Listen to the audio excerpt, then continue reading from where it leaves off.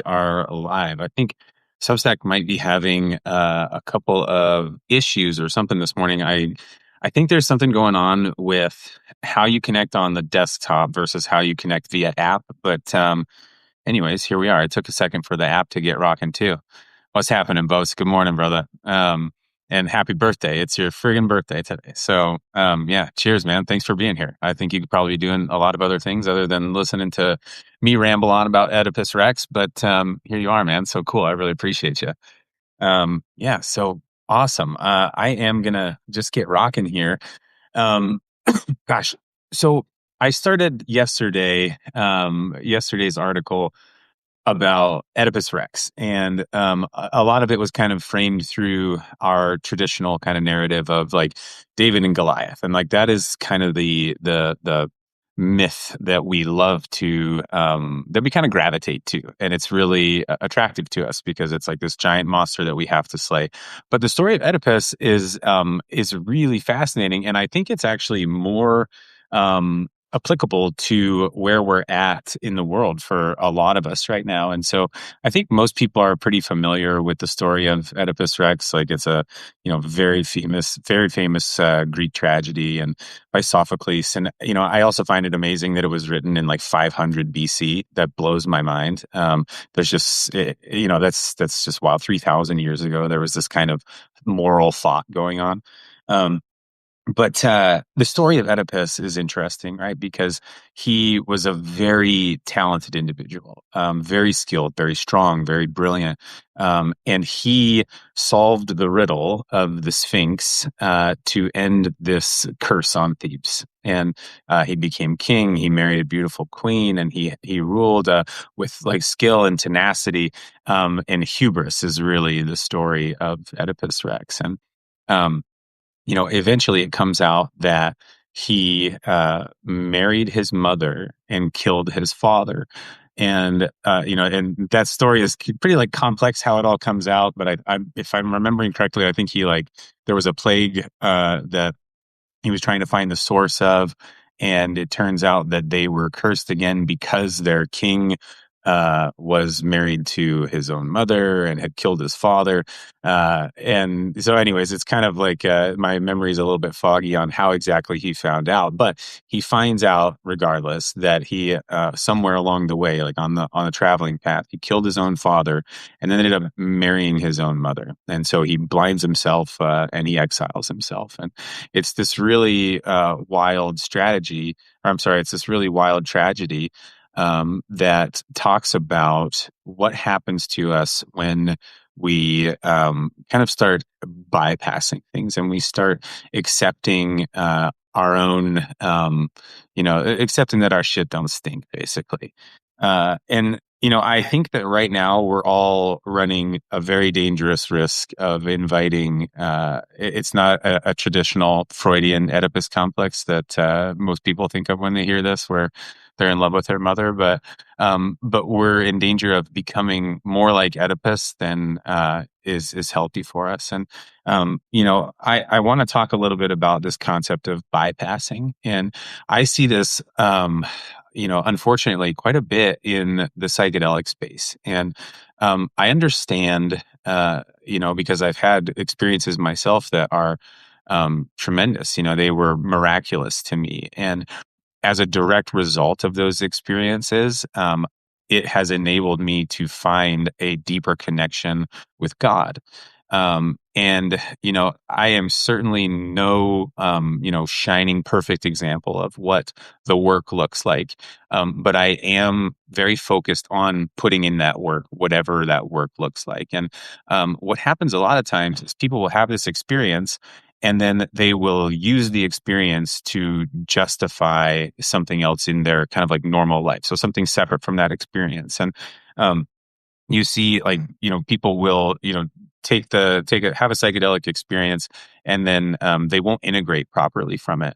And after that, it's very difficult. After an experience like that, it's very difficult to know what you're doing at all. So this is certainly not like laying any blame at anyone's feet. But it is interesting how easy it is to bypass the work. Because when we have an experience like that, it feels so amazing and it feels so real, and it feels so important and it feels so safe that, of course, we would naturally gravitate to what that experience provided for us. Unfortunately, that is not a good strategy for being human, and that's kind of what we are. I think I have some gnats in here from my plants. They found it.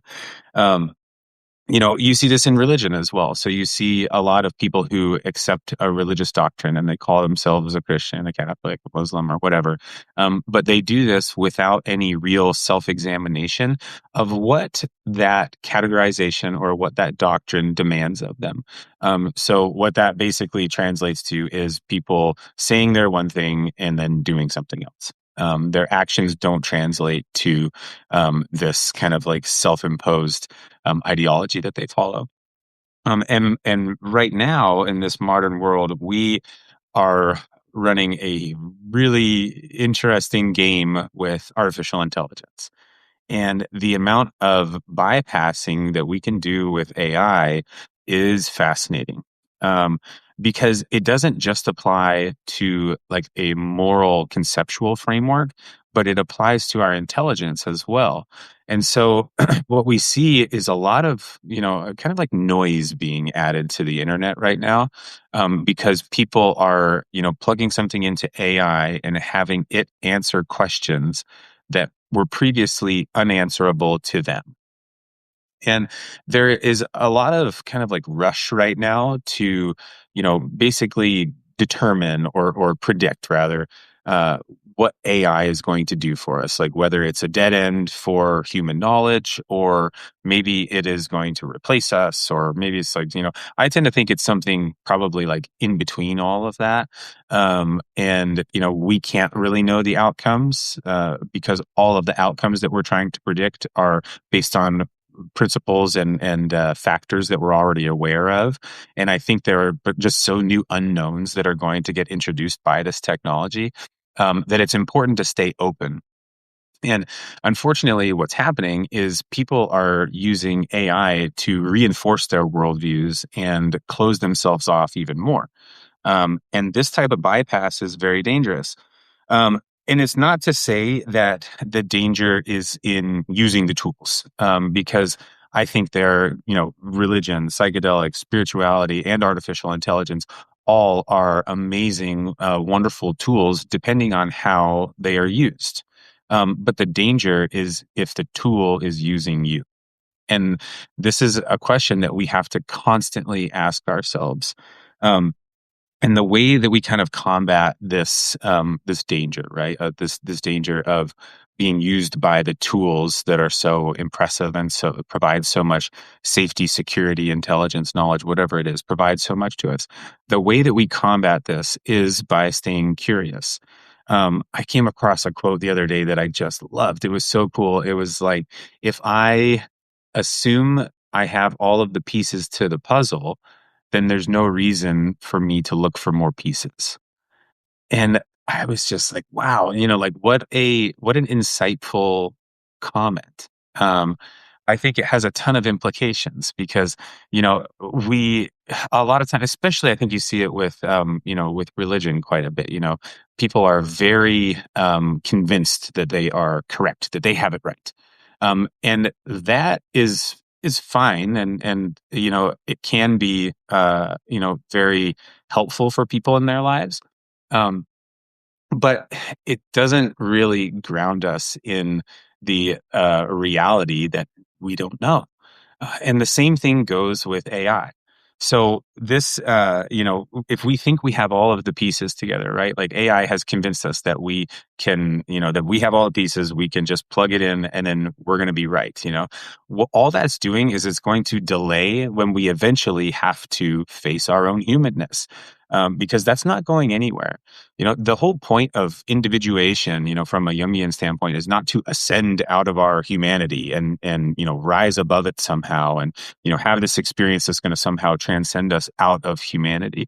No, the whole point is to become precise with our humanity, and that requires staying open and staying curious. The other part of this that's necessary if we are going to stay open and stay curious is we have to build a tolerance to making mistakes. And that's really hard. That is really uncomfortable. And this is where I see AI being the most, seducing. And, AI doesn't really make a ton of some things that are, I think we're still good.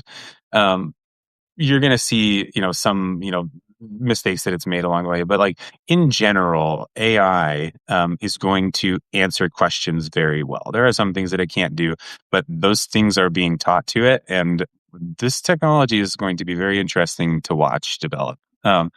But, you know, we have to be comfortable with making mistakes. And when we let artificial intelligence kind of like override that discomfort of being wrong, it feels really good at first, but it doesn't last because eventually we are going to have to face the music that we are human.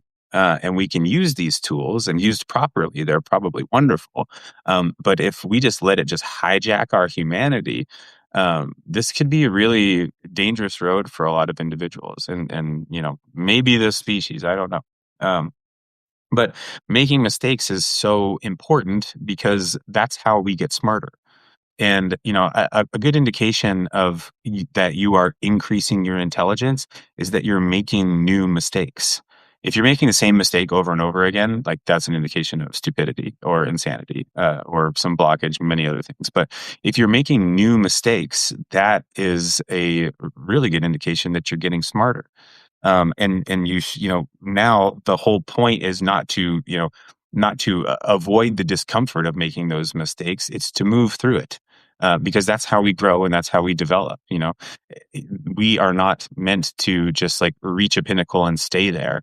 We are constantly growing, constantly adapting, and we're very dynamic creatures. And to let go of that is to basically deny who we are as creatures, as humans. And so I just want to end with this. I think kind of the hardest work and the most important work that we can do in 2026 is to stay present with our own humanness. I think it's so, so difficult, but it's really, really important that we try. Thanks, guys. Thanks so much for being here. If you're listening later, then let me know what you think, and I'd love to talk to more of you. Cheers.